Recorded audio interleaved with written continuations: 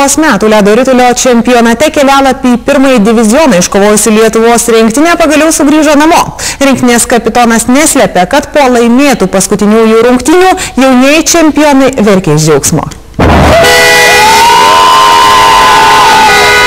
Iš Rumunijos grįžusius jaunuosius čempionus džiaugsmo šūksniais ir plojimais Kaune pasitiko artimieji. Rinktinės kapitonas sako, kad po lemiamos pergalės 5-2 prieš stiprią Pietų Korėjos rinktinę liejosi ir džiaugsmo ašaros.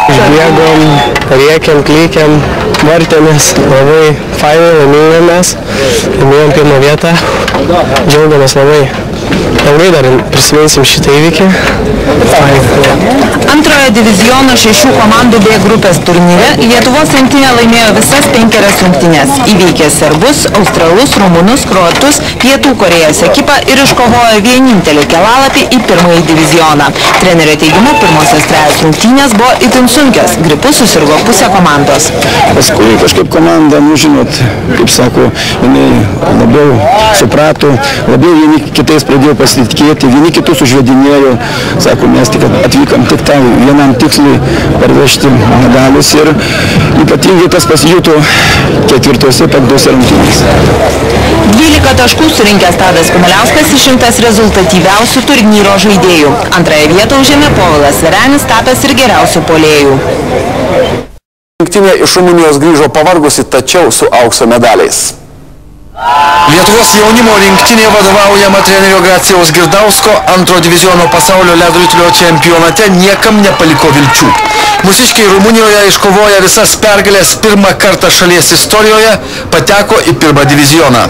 Girdauskas sako, sunkiausia buvo varžybų pradžia, kai didesnė dalis rinktinė susirgo gripu. Tačiau vaikinai nepalūžo ir net negaluodami sugebėjo nugalėti varžovus. Antibiotikų jėgos netos ir buvo žaisti sunkiau, tačiau čempionatui ruošiamasi ne mėnesį, ne metus, o visą eilę metų. Tai skriptingas toksai darbas ir davė tą rezultatą.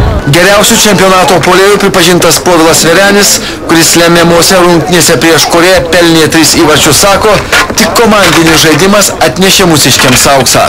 Po kelionės buvo sunku pirmose varžybose atsigauti, kad sužaisti, bet per to atsibėgėjimą biškį ir pasisekė sužaidėme.